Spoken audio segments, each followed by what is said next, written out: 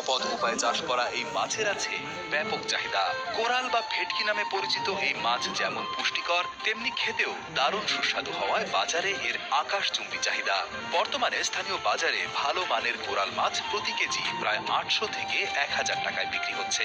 মাছগুলো চাহিদা আছে ভালো, বাজারে ভালো লাভ হয়। সুন্দরবনের বুক চিরে বয়ে চলা মালঞ্চ নদী এখন আর কেবল মাছ ধরার জায়গা নয়, এটি হয়ে উঠেছে বিশাল এক প্রাকৃতিক মৎস্য খামার। এখানে মাছ নদীতেই বড় হয়, কিন্তু তারা থাকে মানুষের তৈরি সুরক্ষিত একটি খাঁচার ভেতরে। সাধারণ ঘেরে পানি আটকে থাকে বলে অনেক সময় পানি নষ্ট হয়ে যায় কিংবা অক্সিজেনের অভাব হয়, কিন্তু নদীতে পানি সবসময় বয়ে চলায় মাছগুলো পায় একদম তাজা অক্সিজেন আর প্রাকৃতিক খাবার। এতে মাছের রোগবালাই হওয়ার ভয় প্রায় শূন্যের কোঠায়। 15-20 দিন পর পর জালটা উঠে চেক দেয় যে জালে ছাড়াটা আছে কিনা বা কোনো রশি কেটে গেছে কিনা। লাভের অংশটা এসে বেশি, লসের এটা। পুরাতন পদ্ধতিতে বদ্ধ ঘেরে অনেক টাকা খরচ করে মাছ ছাড়ার পর হঠাৎ মড়কে সব মাছ মরে গিয়ে চাষি নিঃস্ব হয়ে যেতেন। কিন্তু নদীতে ভাসমান খাঁচায় কোরাল বা ভেটকি মাছ চাষে সেই ভয় আর থাকছে না, খাবার খরচও কমে এসেছে। এই মাছের খুব স্বাদ নদীর মাছের মতনই স্বাদ লাগে। মাছের কোনো রকম কোনো রোগ বালাইও এখানে দেখা যায় না। সেই হিসেবে এখানে খাঁচায় মাছ চাষ করা আমি মনে করি একটা লাভজনক কাজ। চাষের জন্য খাঁচা তৈরির উপায়টিও বেশ দারুণ। শক্ত কিছু বিশেষ পাইপ আর বিশেষ ধরনের জাল এবং অনেক শক্তিশালী রশি দিয়ে এই খাঁচাগুলো তৈরি করা হয়। ভাসিয়ে রাখার জন্য ব্যবহার করা হয় ড্রাম।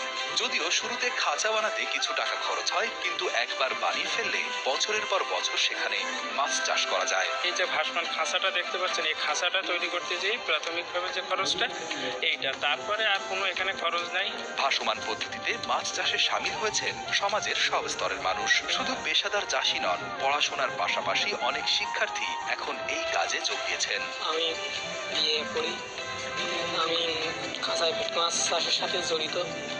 এর সাথে যে আর্থিক লাভবান আমরা হই, তার সাথে আমার পড়াশোনার খরচ চালাই এবং আমার পরিবার আর্থিকভাবে সহযোগিতা করতে পারে। এলাকার নারীরাও ঘরের কাজের ফাঁকে ফাঁকে এই খাঁচার মাছের যত্ন নিচ্ছেন। এটি উপকূলের নারীদের স্বাবলম্বী হওয়ার এক নতুন পথ খুলে দিয়েছে। অনেক মা এখন মাছ বিক্রির টাকা দিয়ে তাদের সন্তানদের স্কুলের খরচ মেটাচ্ছেন। বছর শেষে আমি একটা টাকা পাই, ছেলে মেয়েও লেখাপড়া করে। আমার একজন ছেলে, সে ক্লাস 2-তে পড়ে, এবার ক্লাস 3-তে উঠবে।